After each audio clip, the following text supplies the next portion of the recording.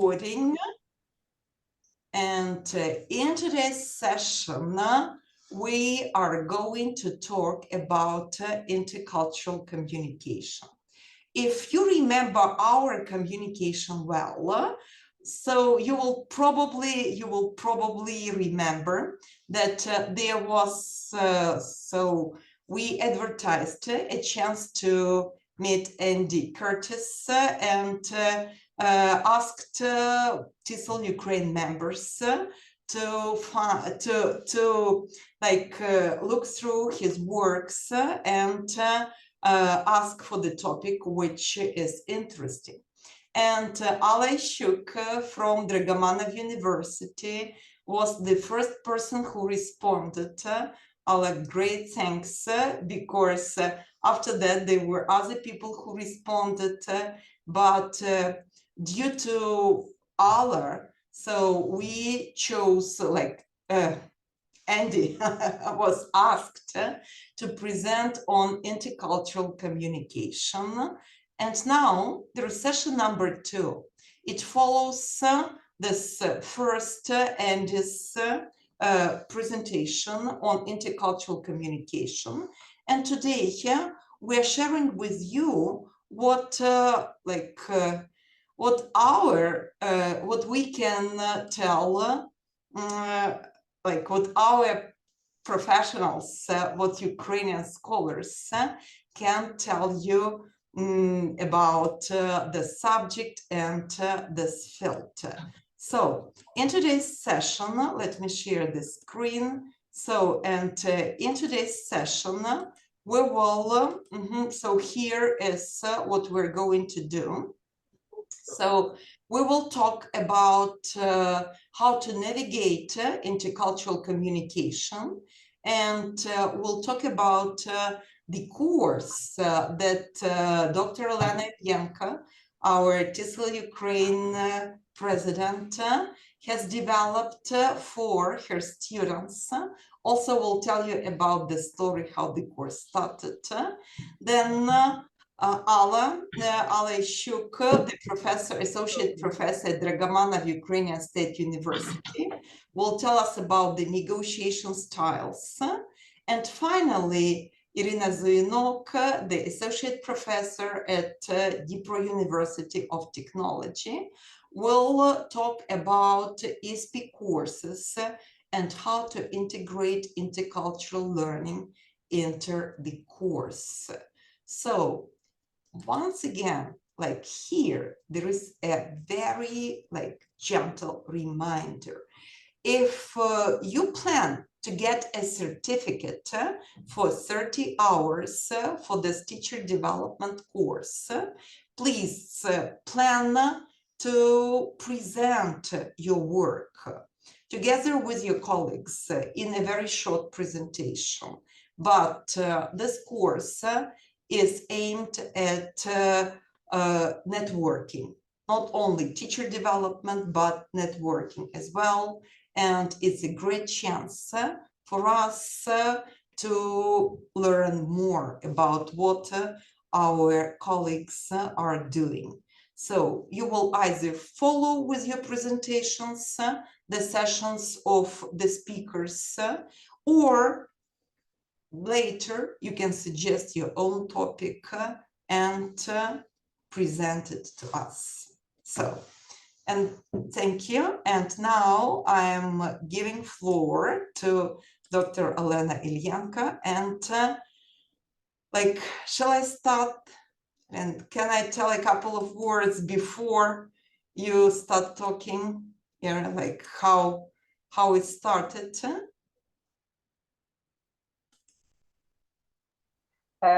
Thank you, Maryna. I will start and you continue, yeah, if you don't mind.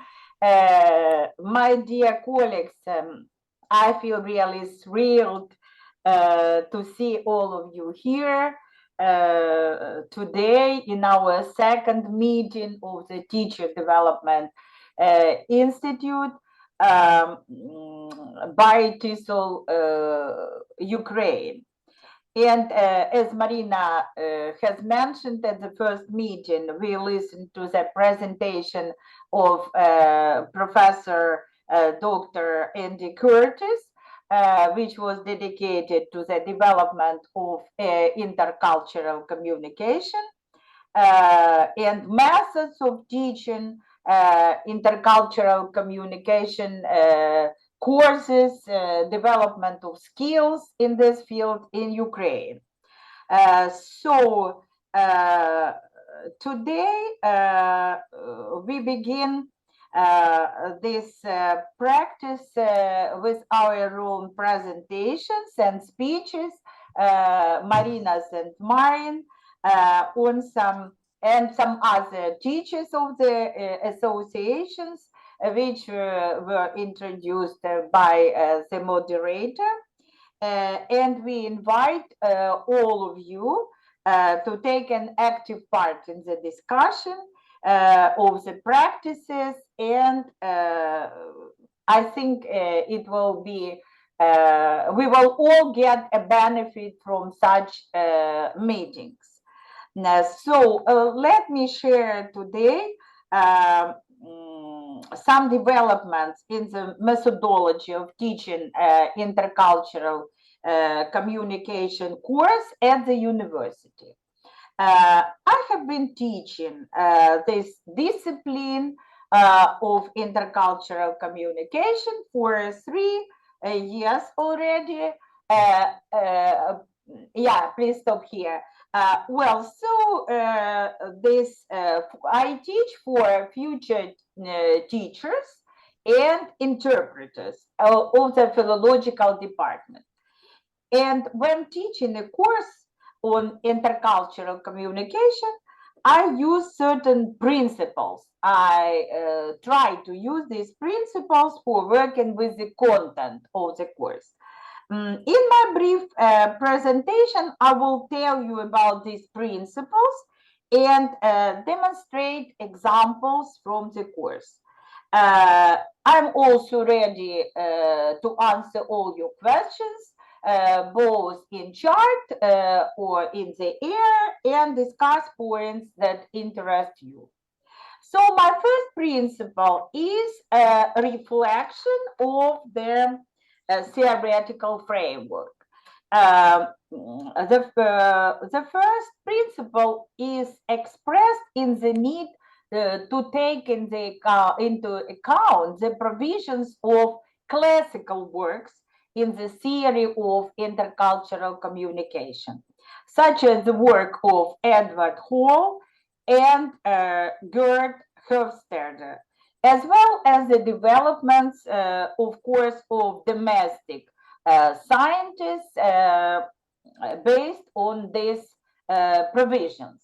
The next slide demonstrates the system of Gerd Hofstadter and dimensions of cultures introduced by him. And one of the dimensions, as you can see, is the difference between collectivistic cultures and individualistic cultures. So let's discuss a bit this classic classification introduced by Gerd Hofstadter and the associations made by them. The next slide, please. The next slide. Yeah. Demonstrates the connection of individualism, collectivism dimensions. So as you can see, this is wealth. So people from wealthier countries tend to be more individualistic. Geography influences the type of culture formation.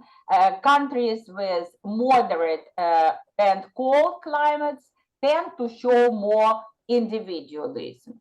Birth rates is also important, and it results in the fact that countries with higher birth rates tend to be collectivist. The next, please. The historical background. Asian countries tend to be collectivistic. We see that migrants from Europe who settled in America, they bring this collectivistic approach to their new countries. And the inheritance practice. The countries where the inheritance is usually divided equally between all the members of the family, sons and daughters, they tend to be more collectivist, and those countries where parents decide who should inherit the property, they tend to be individualistic. What is the next principle or the next stage? The next stage is localization of these theoretical provisions. So I've introduced you to the division of individualistic and collectivistic countries, and I will provide you examples of localization of this principle. The following characteristics show the difference between individualistic and collectivistic societies in their attitude to teaching and learning. So we discuss with the students and we formulate these issues which are typical for collectivistic and individualistic societies. As you can see, in collectivist societies, people have teachers and students, both of them, have positive association in the society based on traditions. And for individualist societies, new aspects are important. The young learners should learn in collectivist society, but adults never take a student's role in such societies. But in the individualistic society, we have this typical concept of long life learning. People learn until they live, until they are active. In collectivist society, students expect to learn how to do. They always look at the teacher, what shall we do? And in individualistic society, students expect to learn how to learn. We give them the mechanism of learning and getting information. In collectivistic society, individual students will always speak up in the class when the teacher allows them to do so.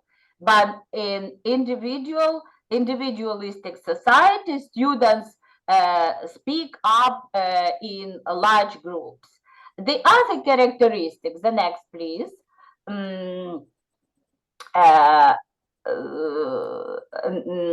So the principle of teaching and learning in collectivistic societies, that the teacher, both the teacher and the students, should never made to lose the faith. But it is quite opposite in the individualistic societies. Diplomas are very important in collectivistic societies. They are highly appreciated, and they are displayed at the walls, and they are put into the ratings of in our ratings. But diplomas and certificates in individualistic society have really little or symbolic value. And the way people acquire certificates is also different in both cultures. People do everything. They use even illegal acts to get a certificate, to make their career perspectives wider. But in individualistic societies, competence is more important than certificates. At first meeting, people look at your documents and they see the results put into your certificates, but when we start working together, your competence is highly appreciated. Well, so the result of discussing is of this comparative table. Students can tell us what is peculiar to Ukrainian, American, and British learning environment, and then supply examples. This is a typical example of localization. Principle 3 is connected with the embodiment of the dialogue of cultures in language. So here, I think we can focus our attention on such a buzz topic as sensitive language, which should be discussed in the international communication course. So we can see that sensitive language are words and phrases that are used to refer positively to the issues that many people feel touchy about, and they are gender, ethnicity, age, abilities, disabilities, appearance, and many others. By using sensitive language, people learn to avoid discrimination. So the teacher explains the reasons for raising the awareness of language sensitivity in English-speaking countries and in other countries as well.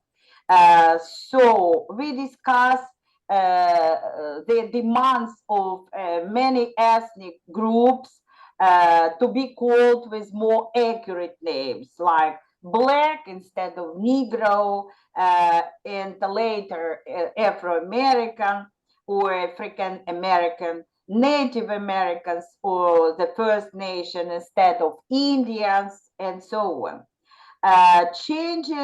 The growing role of women in the society is reflected in the usage of inclusive language, which is gender neutral. I believe you all know these examples of sensitive language. Firefighter instead of fireman, changes in demographics causes change in the attitude to other sensitive issues such as age, religion, and we use senior citizens for old instead of all, disabled or handicapped. So we demonstrate the examples of sensitive language. We can use the terms challenged, visually challenged, people who are economically unprivileged, and so on. So impact of non-verbal factor on intercultural communication is principle number 4. Taking into consideration the fact that according to some researchers in the field, from 45 to 75% of the messages transmitted through nonverbal communication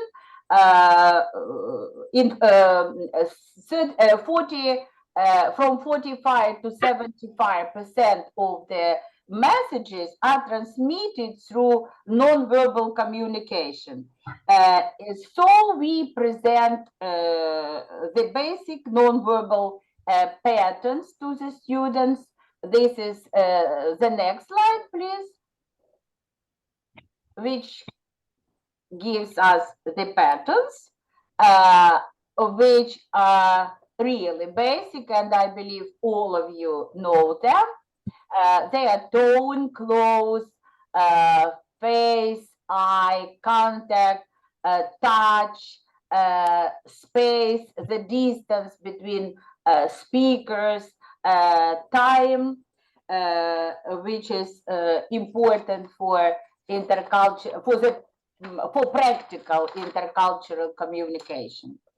When doing individual tasks, students answer the following questions using the materials of the course, as well as their individual experience.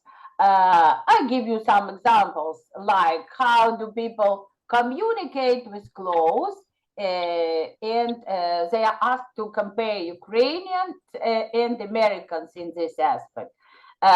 Then they are to suggest a bubble of personal space appropriate for Ukrainian culture, typical for Ukrainian culture, or how accurate are Ukrainians in their use of time, compare them to North Americans, and make commentaries using your own experience. And the last but not least is the principle of multimodality in intercultural communication studies. I believe this principle is key in teaching intercultural communication, since working with visual support like pictures, videos, audio materials, film episodes lead to synergy of the assimilation of information by connecting two or even more planes or channels of information transmission. So visual materials cannot only play an additional role in the perception of verbal information, but also be an individual, independent element of tasks. For example, look at this slide, which is based on the results of the survey made by a British newspaper Telegraph in July 2015. The newspaper distinguished 16 core values of British identity. The students are given the task to examine the values below, which are given on the slide, find a visual support for each of their identity, and explain what historical factors shaped this cultural identity. And another small example, which is illustrative, I believe, is posters. Posters which are rather popular and which are based on stereotypes or anti-stereotypes. So we explain what kind of thing is a stereotype, what it is. We speak about stereotypical thinking, and using these patterns of the posters, the teacher can even explain the difference between auto stereotypes. It means stereotypes of one nation to the same nation, like what Ukrainians think of Ukrainians. Hetero stereotypes, what Ukrainians think of Americans. We can compare these ideas, and we compare posters designed by Americans and Ukrainians. And then social types, so international stereotypes of what the world thinks of Ukrainians and what the world thinks of other nations. Well, and I believe, thank you for your attention.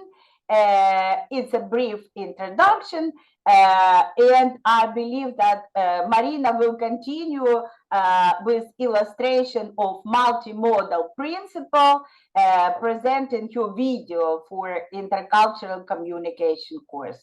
Thank you.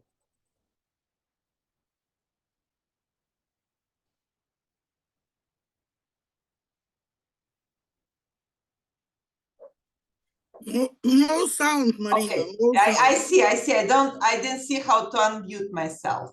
So thank you so much. And I think that was the great introduction to the course of intercultural communication. And now a brief story. Like many years ago, in Kryvyi Pedagogical University, we had the volunteer, her name was Sharon Warden, and she was the person with whom we started developing the course. And of course, it went deeper, and there was a chance for us to present at Olena Ilienko's university. And now, like when Olena is having this course, I should admit that my experience is not that glorious, and we don't have those students who are ready to accept all the knowledge that we give them. So in our Telegram chat, I will share my videos, because this year I had the same course. And what I did was I just made 7 or 8 or 6, I don't remember how many videos, each introducing each dimension that Lena has mentioned. And we just went through the dimensions and finally decided how to talk, how to communicate. We talked about high context cultures, low context cultures.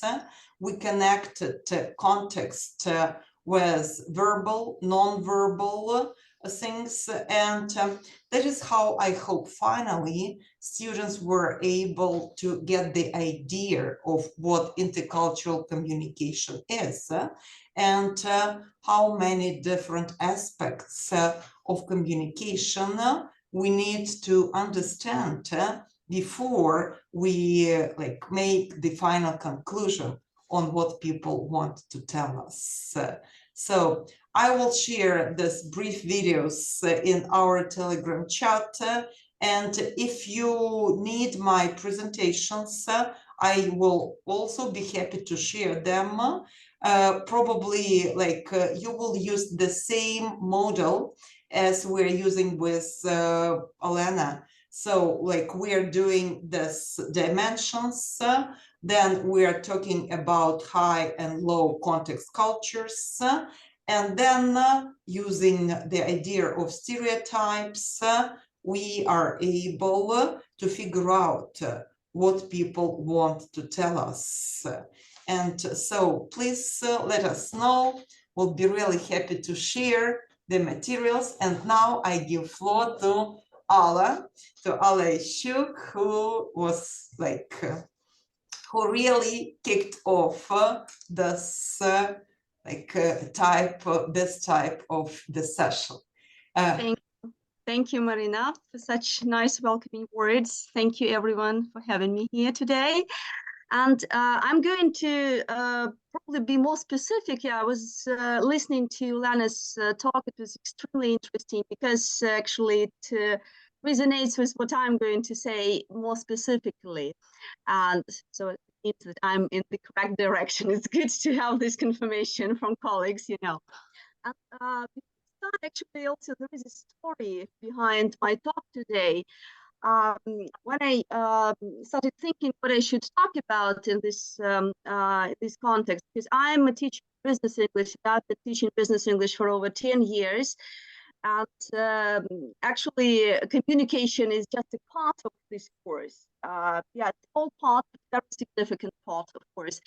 And then I understood immediately what I have to talk about, because we had this meeting with my colleagues from Ukrainian American Concordia University. We are partners, and we always have some projects together. And there was this project. We wanted to invite American experts to meet students of Concordia University because they teach.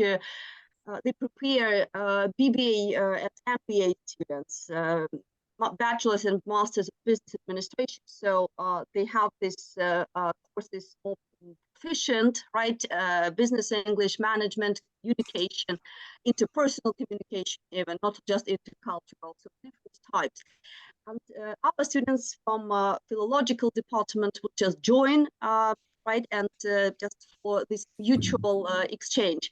And we were planning this meeting for a long time, and we invited American experts, great fellowships, and everything was great. And you know, we had an amazing meeting, and I'm going to offer you some insights from this meeting. And it all happened late evening because of time difference also, and it was on the 23rd of February, 2022.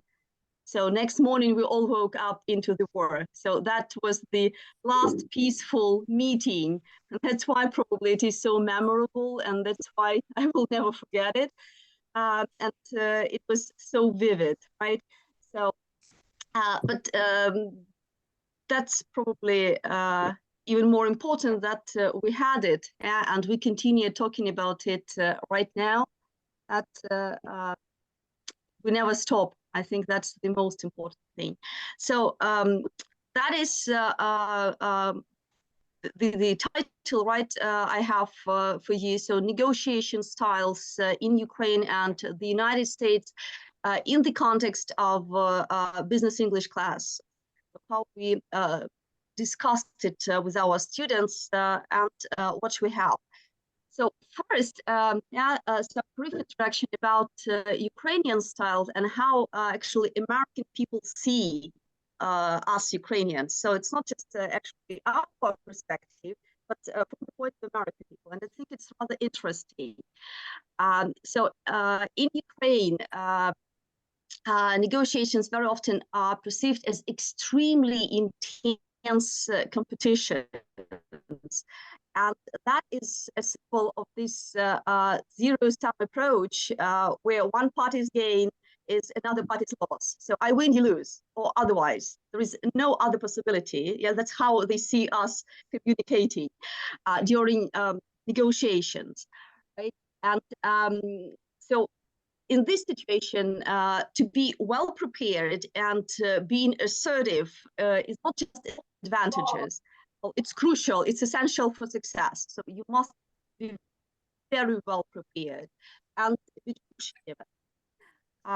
then Ukrainian culture uniquely balances individualism and collaboratism, and actually emphasis on building relationships and trust before going into negotiations is paramount. And this collective spirit influences decision-making and collaborative effort. So we sort of are in the middle somehow. Yeah, and in terms of relationships building, by the way, that's quite interesting because we place significant value on personal relationships. And before going into any business discussions, establishing this personal connection it's only just preferred, but it's considered a cornerstone of successful negotiations. And sharing some personal details even becomes sort of a bridge to build a rapport, to get success, to get closer to that person you're going to negotiate with. As for well, the pace, short-term benefits, and slow negotiations, it's funny because it's considered that patience becomes a virtue in Ukrainian negotiations because our culture favors short-term gains, and negotiations progress sort of deliberate pace, not so quick. And understanding and respecting this approach is fundamental when dealing with Ukrainian colleagues, as our American colleagues said. So they had some of them had business in Ukraine also. They were talking about their experience there. As for the emotions, they play a pivotal role in Ukraine, and very often they're accompanied by some manipulation tactics there, right? So emotions can be used to manipulate, and also that is kind of interesting. And gift giving is not just a courtesy, it's deeply ingrained in the culture, and it represents a gesture of goodwill and fostering positive, nice atmosphere for negotiations. So that is very, very common. Well, talking about the American negotiation style, we may say that negotiations are characterized by a rather competitive nature, but not taken to extremes, actually. And assertiveness is highly valued, yeah. But this assertiveness is balanced with a collaborative spirit, and that's where success lies. Well, talking about regional diversity, well, the USA is a big country, so there are lots of regions, lots of different styles, and it's fascinating diversity, actually. But despite their differences, there exists a common theme. All Americans have this universal sense of faith in the idea of American values, and they all share it. And this foundation provides this framework for all negotiation stuff. Individualism and speedy negotiation, well, contrasting to the Ukrainian style, we may say that American culture is marked by strong individualistic tendencies, and negotiations reflect this individualism, because personal achievements are more important than collective achievements, not like in Ukraine. And so they prefer speedy negotiations, linear communications, clear communications, direct. And so altogether, yeah, this means efficiency of American business interaction. That's how they see it. Actually, it's related to the last point here. Yes, object-oriented approach, because they're oriented on the result more than on building personal relationships. And it's important to note that actually excessive diplomatic approach, which is recommended sometimes in Ukraine, it is valued, but it may be perceived insincere in this context, the context of negotiations. And again, as for the gifts, right? So gifts are unexpected at all, and they may be seen as an attempt to influence or to bribe another party. So I've got to be careful with that. As for the summing up, yeah, so what we talked about when we discuss it with the students, and actually the previous with Andy helped me a lot to summarize it, because he mentioned one very interesting thing, tolerance. Yes, he said that tolerance was not enough, and that's not the word we had to use. first I sort of disagreed, like why? Yeah, we were taught that being tolerant is good. Not in this case, probably, because being tolerant means to put up with something. Yeah, sort of you do not accept it. And for successful intercultural or cross-cultural, as you like, communication, we need to understand, yeah, to understand each other's styles, the differences, and to accommodate, yes, these preferences, and to know how to use these differences in everyday communication, in practical communication during negotiations. So that is about respecting, and it is not the same as tolerating. So that made perfect sense for me last time. And that's actually how I think we have to focus our teaching, right? So on respecting and leveraging cultural differences when we talk. And I also want to show you one thing which I use with my student, as taken also from I think it was Rochester Institute of Technology. There was the study as business English study, and so this matrix was found there that I would like share it with you, and I can share it in the chat if you have any interest. So this is communication personality adjustment matrix, and so that's how we work with students. So we offer these roles, yeah, director, entertainer, caretaker, and the analyst, and we offer a negotiation scenario where individuals with these different communication personalities are at one table, and also the director is decisive and results-oriented person. Then the entertainer brings charisma and energy, and the caretaker emphasizes relationships and harmony, and the analyst is detail-oriented and or analytical approach.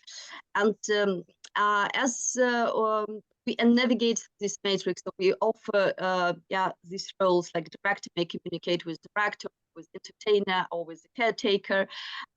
We also introduce not only negotiation strategies, which we study prior, right, to this activity, but also cultural nuances that might be associated with each role. Yeah, because these roles transcend cultures, and recognizing and adapting to different communication styles is essential skill in cross-cultural negotiations. So we may, for example, say that, okay, imagine that you're an American director communicating with the Ukrainian director, how it works, right? So again, giving them prior knowledge and giving them all specific vocabulary. Yeah, so there is the second half of this. Yeah, so we have all the roles on the left and on the top, right? So, and the characteristic features. Yeah, so this activity proves to be extremely efficient, and students having all the knowledge, yeah, may do it during the class, or it could be a final project also. They are prepared in teams, so it is also team working. And well, I have tried it many times. It's very effective, and for vocabulary, but also for understanding, because as I teach this topic and other topics in business English, so it's not just about teaching English, in fact, and I think it is about empowering our students to be successful in global context, so to be more flexible and adaptive. Well, I think that is it. Thank you very much. And if there are any questions or maybe comments, yeah, I would like to hear from you. Thank you very much, and thanks for having me here. Thank you, Alla. That was really inspiring. Yeah. So, and my question here is about director, entertainer, caretaker, and analyst. Is this your psychological type?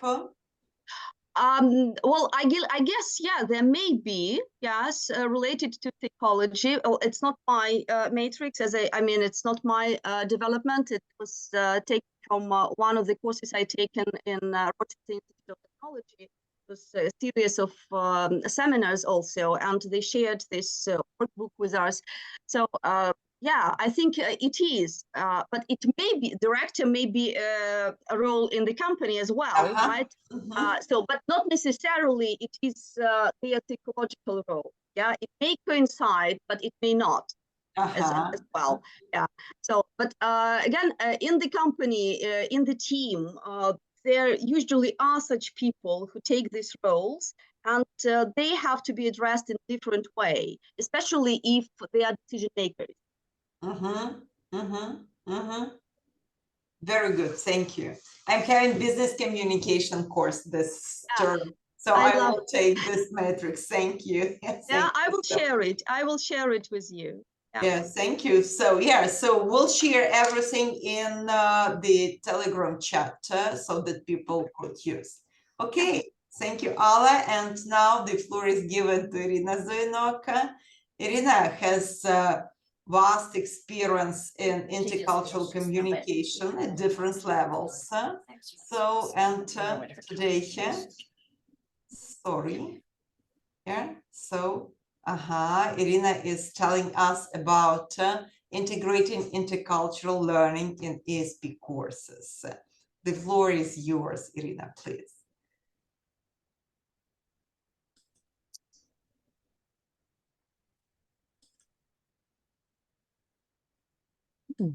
Muted. You're mute. I asked Iryna to unmute.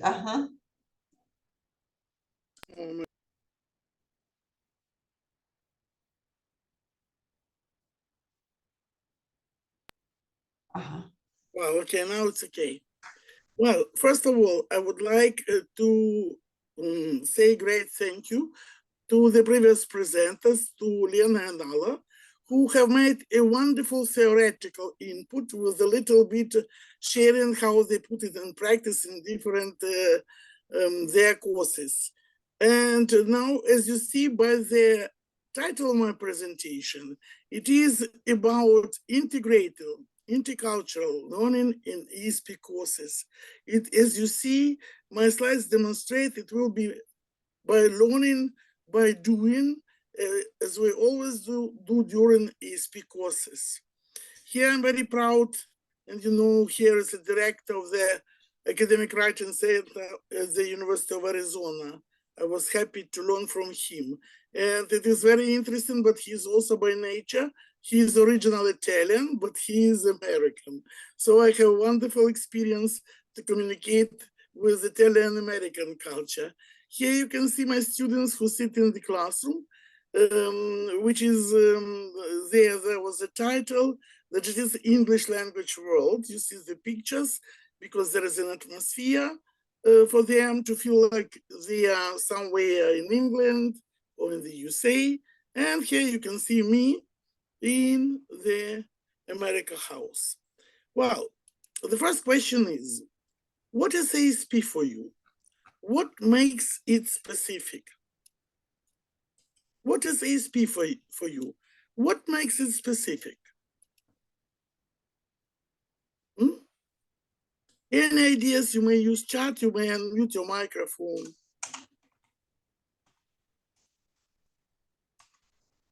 Any ideas? Well, I would like to show you that the same question was asked at some of the communities of ESP teachers, and you can see the cloud. That ESP is much about purpose, but because the purpose is specific, it is about teaching. It is, of course, about experience. And you see, it is, of course, about materials. That is why I would like to share with you the materials written by me, which are based on the reflection of my learning in Great Britain, at the courses of the United States of America specialists and professors, and my study at the postgraduate courses at the University of Exeter. You know, maybe remember from the last session that I started to learn English when I was 7. And I'm not afraid to say, and I'm not afraid to lose my face, that I have been still learning it. That is why, when I was in England, I faced many different cultural shocks. That is the idea come to my mind to use this intercultural learning, my experience of learning, to apply it somehow to my courses, but not through the theory, but through the practice. Because here you can see on the left that intercultural learning can be defined. On the one hand, it's a theoretical and academic approach. On the other hand, it comprises practical application, such as learning to negotiate with people from different cultures. I like metrics presented by Alla very much, but for me, it is like some set of rules or code of behavior I will be talking a little bit later, you see, which is used in different corporate cultures. Then, of course, it is about learning how people learn in different cultures, living in different cultures. And of course, the prospect of peace between different cultures. I think it's a global aim, but at least to cooperate and collaborate and understand people from various cultures, it will be very, very valuable for anyone.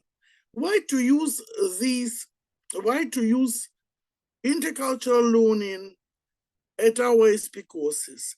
You know, here you see the slide, module 1 of the aims of the module 1, which is socializing an academic and professional environment, it is to obtain knowledge and skills necessary for adequate behavior in common study-related and professional situations. We really do not know where our students will study. We have never thought that many of our students will study in Germany, in Slovakia, even in Great Britain due to the war. But it happens so. And learning objectives of module 1 is to raise awareness how to behave appropriately in most common academic and professional situations in everyday life, and know the rules that was said before of how people should interact in these situations. Then also the second learning objective is to develop understanding of how core values and beliefs and behavior of Ukrainian academic or professional environment differ from culture to culture. But when we speak about culture, last time you remember we discussed, it means that we can have international culture, national, institutional, even local communities have their own culture.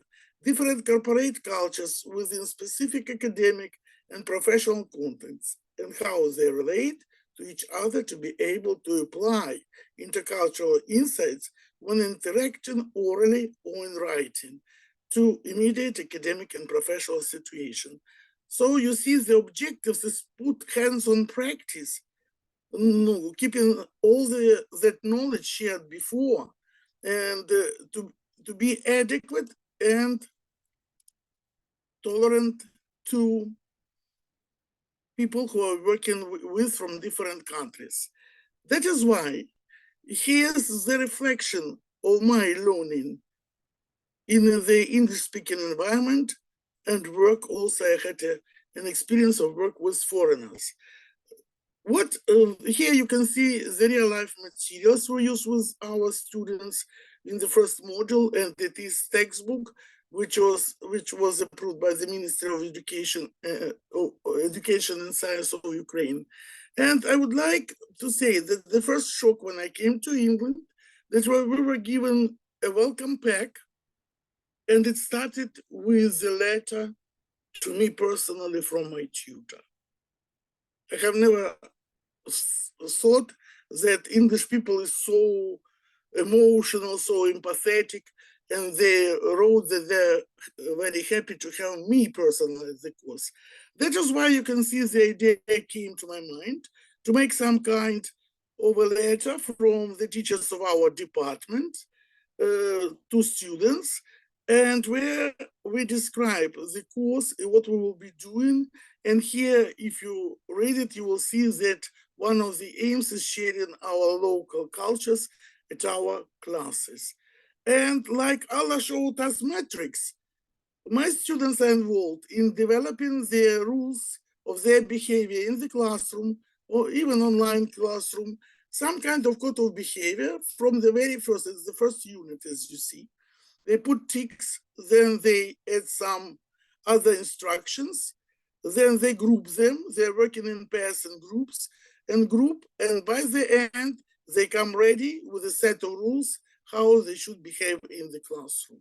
Also, I have used some various materials from various sources, and I was happy to find the materials the Brazilian British Council site. There was described the life of a Brazilian student. I adopted to our learning needs. The content is Brazilian, but the students need to put have or have to, and then they can use the phrases they like. They find similarities and differences, and using similarities as a language of these Brazilian students, they can prepare a story about their daily routine. Well, here, this was inspired for you to know. First of all, it was inspired by all cultural shocks I faced, and the idea to name it such kind of like cultural corner was picked up from the book Canada and Its People. I like very much. They have some rubrics, but it was not about culture. But I like this phrase, sounds like in good English for you to know. And you see here, starting from the very first days, when you start using phrases, how do you do versus how are you? Here students can read and understand when they handshaking is appropriate, when do they say, how do you do?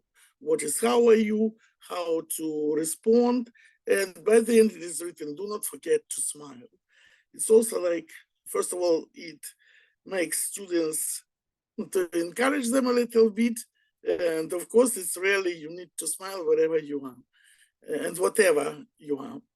And then first days of the university, here I decided to describe welcome pack and its components. And I remember one of our teachers, it was maybe 10 years ago, she came and said, Iryna Ivanovna, there is no such word in the dictionary like welcome pack.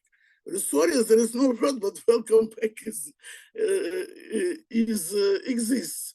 And when she was on one of the trainings, she was given welcome pack, and she came, and now I understand what it means, welcome pack.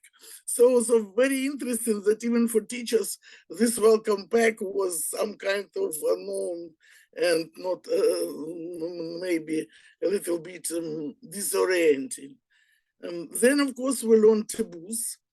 And taboos, they are picked up from the trainings by Nick Briga. And students read about taboos in the UK, and maybe all of you knows them. It is politics, religion, death, and money. And then they are given phrases. They need to compare with Ukraine. And here they're given phrases, what about your country, and how they react. And they're using these phrases, so they're not only getting the knowledge about taboos, they're also practicing language, you see. That is my idea, that learning by doing, not simply theory and practice separately, everything is together. Then you can see about telephoning. It is about that, the telephone numbers are given one by one numbers, and I experience great difficulties when trying to call using the card from Great Britain home, because the speed of telling all these numbers one by one was very, very, very fast. And then I even asked a guy on the reception, at least to dial all the numbers before Ukraine extension number, because it was really, for me, it was very, even for me as a teacher, was very difficult. And I told to my friends that yesterday I had English for beginners students, and we played a game. Their task was to name their telephone number, and all the others needed to listen to it. and to dial. And who was the first? They got a prize. From 10 people in the classroom, only 2 managed to get a prize. So that is, you can also use this game when using numerals, when using the topic telephoning. It is funny, but it is good practicing for the real life. And of course, I use authentic students' materials, because for students, it is very interesting to read and to see how the students from various countries think or what they're talking about. And I managed to find very interesting newsletter, Collegial Sleep Needs More Respect. First of all, it gives students read about the importance of sleep. They see what happens if they are, for example, dancing the whole night. Then we discuss and would they like to share this information. But it is very interesting because this girl is also the first-year student of the American university. Here, also very interesting topic when we are discussing the problems of students, first-year students.